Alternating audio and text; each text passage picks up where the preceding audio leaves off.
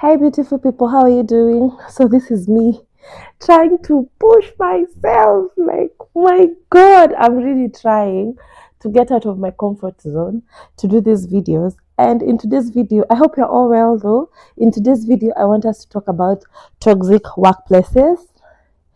I don't know how many of you have seen that story of the Athena. I think it was Juicy the day before yesterday, of the Athena student who committed suicide.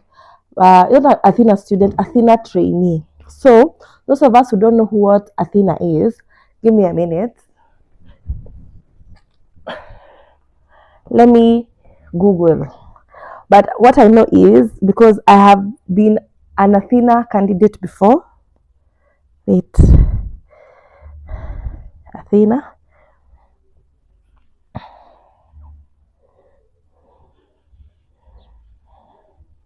So what Athena does, okay, from what I understand, from what I had like researched a bit when I was applying for a job. Okay, so they normally, it's an organization that connects virtual assistants with CEOs and people who need virtual assistants. These people who need these virtual assistants are mostly in the States or out of like Kenya. So Athena, it interviews people. You do a series of interviews, like written interviews. You do like the application. You do an application where you upload even your your CV and everything. And then now, if they when it's checked and you are a good candidate, they give you a series of tests. When you pass this test, you go to the next test. Okay, some of these tests are like aptitude tests. I don't know how many of us have done aptitude tests before. Yeah, so they're like aptitude tests where you answer questions. Some of them are timed, the choices questions, stuff like that. And then once you've done that, and you've passed, so you'll do a test like today. The results will be out tomorrow, and then they'll give you the next one, and so on and so forth. So the last two stages of the no, let me say like the last three stages. There's a place where you do a virtual interview with someone like the first virtual interview I did.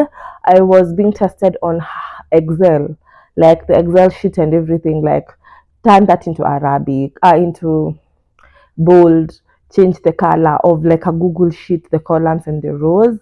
So that is generally it. And then the second interview, and then there's a place where you have to like take a screenshot of like the specs of your computer because and the internet speeds, because they're the bare minimums that are required.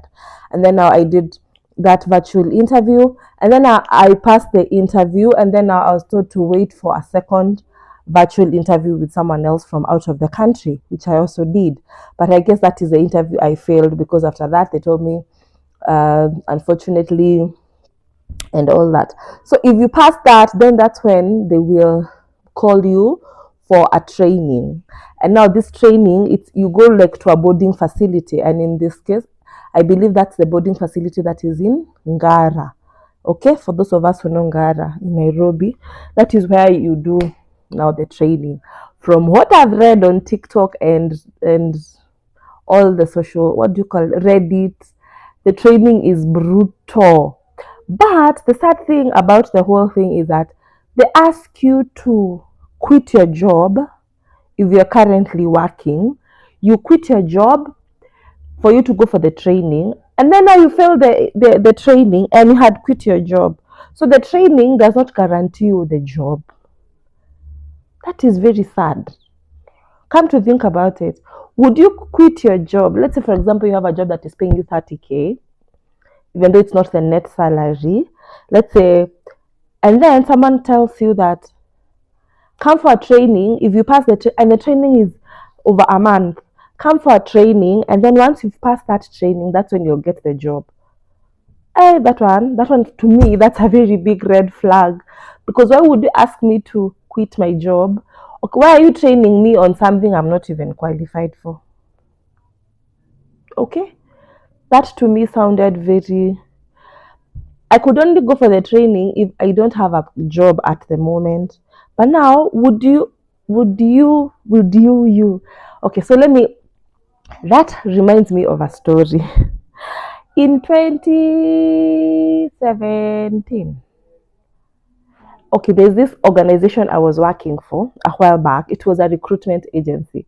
So I was working for one of the companies that they recruited for. We were doing this data entry job. It was a night shift job. We used to report at 7 p.m. and then you're supposed to leave at 7 a.m. But because it was data entry, by like 12 at night, you're done. As long as the load of work you've been given to enter the data, the sheets, as long as you've done, you could leave as early as you want. So we used to wait for at least hapo around 4, and then now we leave as a group. The guys we were working with were so good because hawako wanatuacha tu. We used to go, like, we used to walk in groups, and then that job was in Upper Hill. So we used to walk all the way to Kenyatta Hospital for us to go and see if we'll get a mat. If we don't, we walk all the way to Ngong Road, pale opposite library hapo there, for us to wait for a mat to town, because now, especially if it was raining, you can't walk in the rain in the okay and all that. So the same recruitment agency, recruitment firm, had another job for another organization that I was really interested in. It was a customer service agent job in an airline, and I really wanted that job. So what happened, I applied. So it's the same recruitment agency that is recruiting, and I went for the interview. My friend, that was my first interview in like a panel of people. Like there were like 5 to 7 interviewers. So we were asked. They asked me questions. They asked me questions. Okay, I thought I have not gotten the job because, first of all, I had not applied any makeup. I forget. Okay, I don't even know how to do my own makeup. I don't. And the funny thing is that I don't even try. So when we were waiting for okay, we were so many ladies outside. So something I noted, like a very big group of the ladies, they were in red lipstick. They had done their nails. They had done their makeup. Did I have any of that? No. I was like, me. I think they will be interested in what is in my head. So we got into the interview room and everything. So I was asked questions, and then the last panelist asked me, Leah, so why don't you have makeup on? I was so innocent. I was so clueless. Do you know what I told her? I told her I don't like makeup. She told me, what if makeup is part of like your uniform? I was like, if it's part of my uniform, I'm going to learn how to do it, and I know I'll be good at it because I learn easy. So I spoke higher. So leaving the interview room, I was like, that one. Even that lady, the interviewer herself, she was so pretty. Like, she had her makeup well done. She had lipstick on. So I was like, if she's going to determine if I have passed or not, hiyo niko nje vibaya sana. But to my surprise, I got there. I also have passed higher. So now the sad thing is that, no, so we were told, you've passed the interview. Higher, we were told to report to the headquarters, like on a Monday. So I went. We were a group of us who had passed. We were like, they wanted many people, so we were like watumbao evo, like 20 of us. Higher. Now from these 20 of us, like 10 of us had not gone to their training college, because this airline has a training college. I don't want to mention it, but I know now you know. So they have like a training college where they train students, and then now they give them job opportunities in the airline, in the airport, that airline, whatever. Yes. So now we were told, like 10 of us, like half of us were just graduates from other schools. We had not gone through their training. So they told us, because you do not know how the airport looks like in the back end, you really need to do like an attachment or an internship for 3 months for you to know how this goes about, like how the airport is. Because once you're given the uniform, nobody will know if you've been there or not. It made sense. Okay. So we asked. So, this internship, it's not like a part-time thing. You have to quit your job because you've passed the interview. They've given you a contract now for the internship. what we had not, my colleagues and I, those of us, the 10 of us who are not from the school, we were just given word of mouth. We were told, once you're done with these 3 months, now that you will have known how the airport looks like and everything, we are going now to give you the contract, yeah, now the job. For this internship, we were to be paid peanuts. Actually, we were getting paid 5,000 Kenya shillings. We were being treated like attachis, not even interns. First, that was a very, very, very turn off. But now, after I consulted my parents were like, it's okay, quit the other job. We will pay rent for you for these 3 months because you've passed the interview and you've been told you've passed the interview. Eh? Even like we had taken our documents to the airline office so that they can be taken to CID. They be checked if they are original certificates and everything. Our certificates had been certified. That is what I mean. All these things had happened, and I knew I have the job. And since this recruitment firm is one that I was working for in the previous job, so I just told my boss. My boss even knew because higher. So I quit that other position, awaiting to be given a new contract for this position. I wait together up to there. So we did, that was in October, November, December. Hey, my friend, we did the attachment because it was an attachment. Oh, I forgot. We were told you have to move. If you live more than 15 kilometers away from the airport, you have to move because there will be a shuttle bus that will be picking you and dropping you because of the working hours. So what did we do? I moved. I was living in Kiambu. I moved from Kiambu. I went all the way to Embakasi. Are we together up to that point? Yes. So we started the attachment. I worked. Hey, especially the day shifts were bad because there were 15. No, the night shifts were bad. There were 15 hours. And by 15 hours, I mean you log in at 7 and the shift ends tomorrow at 9 a.m. Okay? But at least at night we had gotten places where if there are no flights coming in and out, we knew places to hide and sleep. And by that I mean on those chairs, on those visitor chairs, as long as hautapatikana. Okay. So we survived October, November, December. At the end of December, if only you could see the excitement we had because we were like not in January. In fact, you know the way that like your contract is written, this is your last working day as an attachee.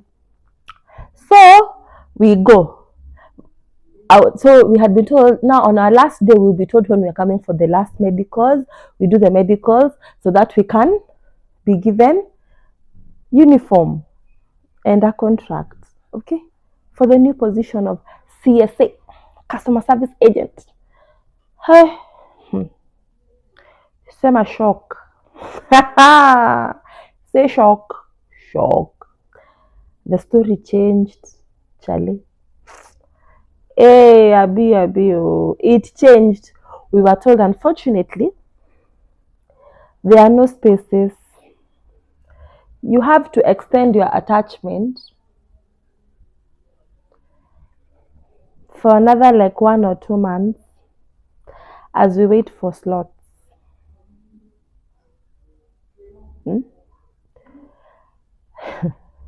By the way, that's the only job where I absconded duty. I didn't go back. I just didn't. I know it's wrong. I just did not. My supervisor called me one evening.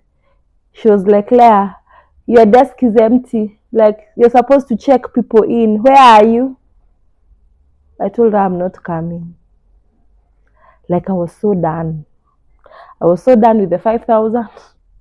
I was so done. I was like, now what do I start telling my parents? Another story. I just look like a liar.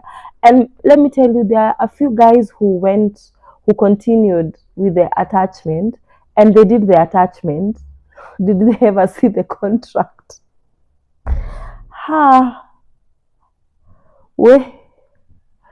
So, when you tell me that I have to quit my job and I have not seen another contract, like, what do you mean? Please don't make that mistake, even though you're so desperate for a better job. Because if they really need you, why are they training you if you have not passed? Because I imagine you quit your job that you have for a job that you don't have based on hope. Please, no, don't do that. No. And that is so wrong. Does even the law, is that even right? Like, law wise? Because imagine, I know this person, this trainee who committed suicide, probably had quit a job, and then now you are told that now this training ujapita. So what are you supposed to do? Now you start tamaking again. No, that is very unfair. May that soul rest in peace. But hey, employers, we need to do better. Oh. We do. We need to do better. It is so wrong.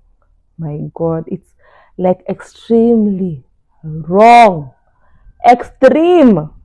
Huh? Ever imagine? Like now, you've gone to board in that place, you've quit your job, probably you had another job, you've quit. Now you're saying, hey, now that I'm even going to board in Ngara, and maybe you have never, and then the training, by the way, those of us who've done that training, please tell us how that training is, because everybody just says how it is vigorous. I'm like, so how vigorous? What is vigorous? Because vigorous can be vigorous. You know, that's a very broad word. Like, like I saw those things and I'm like, Apana. Hey, Athena. I'm trying to read some of the comments. Let me see if I'll get any. But man, let's, in this new year, let's try and put ourselves first.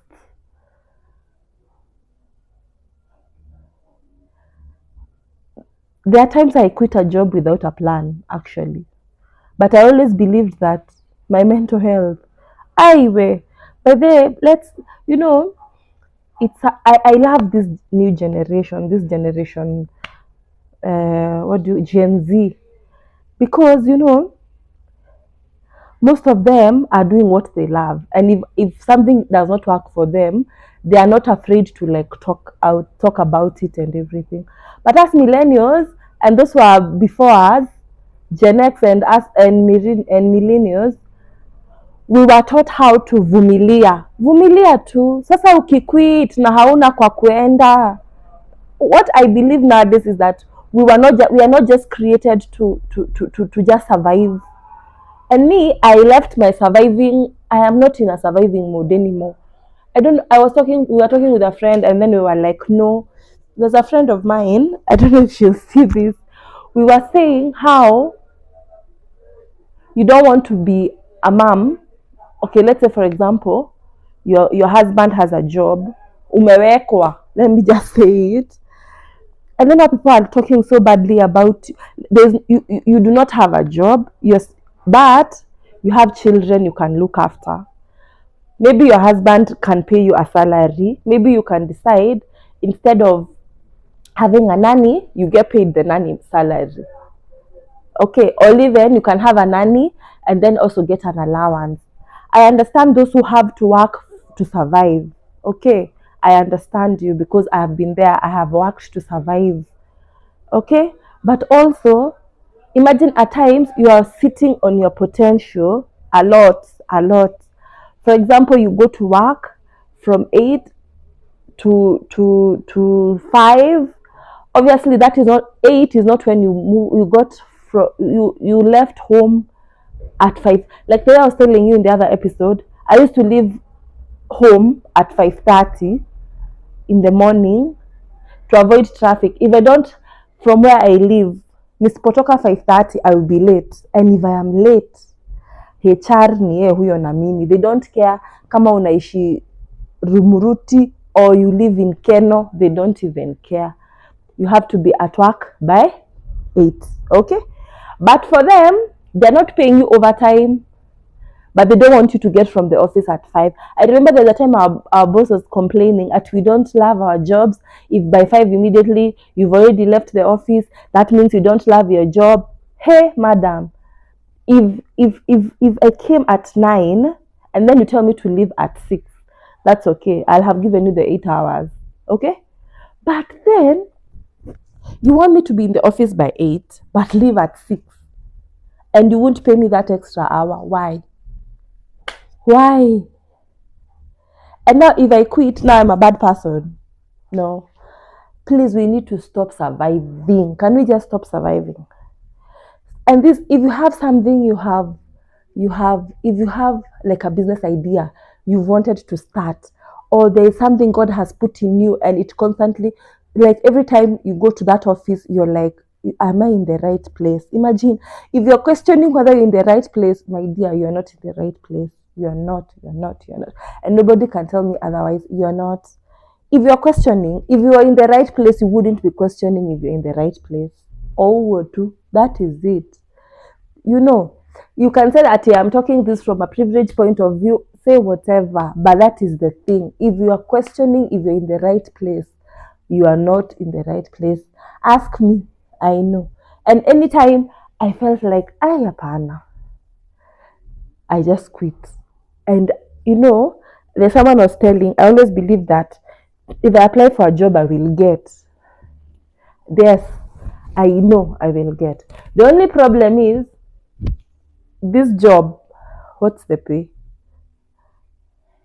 Because I can't have 10 years experience. I've been working for 10 years and you want to pay me 25,000. Goma. Hey, no. You want to pay me 30,000 and I have 10 years experience and I know how much the company is making. Like there's a job I was in, I once sat next to the finance team. You know, there you have like a mini office. And because now that guy thought I was not as busy because when I was given a task to do, I would do it very fast. So most of the time he would just see me, he was like, Lea, hukai kaa kazi yako hata ni ngumu. So one day I asked him, what do you want me to help you do? Akanipat. You hear he's from a different department. So what he did, he gave me an Excel sheet. You see this, he was returning this the way you like tax returns, things like that. So he was doing for, was it SHA or was it NSSF or something? Now, in that Excel sheet, there's a place where, so names of staff members, and then there was what people make and how much is deducted, like the SHA and the NSSF and HELB and all that. When I saw what some people are making, I was like, I saw people, you are in the same department, doing the same work. I'm getting paid 100,000. My dear, you're only making a 25. It happens. If only you saw the finance or the accounting team in your hey, you would quit. Ama you would hate. I saw somebody someone comes, they don't know anything, they're just a graduate. So the person who is asked to train them or to help them work is getting more. That guy was getting paid 25,000. The person whom they are training is getting paid 40,000. And this guy who was training this lady, this guy had worked in that office for like 5 years, getting paid 25K. Is that even fair? Anyway, what I meant to say in all this, please, let's love ourselves. Put your mental health first. If that job stresses you more than it gives you happiness, quit. At times, just tell God, I don't know what to do, but this is not for me. And then listen. God is going to give you a solution. I believe He's not a selfish God. He will give you a solution. It may not come right now, but it will come. He is a God who listens. He does. Imagine, anaskizanga. Me, that is what I know. He listens. And He's going to listen to you. and he will help you, because that is who he is. He's a loving God. Are we together? Let's stop undermining ourselves. Sasa nikiacha hii nitaenda wapi? Wewe usijali. He knows. He knows. Take a step of faith. With the little money you've saved, you can start something. Set a goal. Say, I will save up to this amount and then I am out. Okay? Yes. And if it is too bad, just quit. At times you'd rather go back ushago, but alive, uende ukatafute strength, than now we start carrying your corpse from city mortuary. We take it to Shago. So you'd rather just walk yourself to Shago. You tell your parents, where hiyo imenishinda. Have you seen how people are relocating and going back to the village and making it up? Or not even the village. You leave Nairobi, you go start work in Nakuru, or you go in some small town somewhere, Jafini. You go and drive. You don't have to drive in Nairobi. Who told you that Nairobi is the only place where you can drive? Nah, that's a big lie from the devil. And with that, I am out.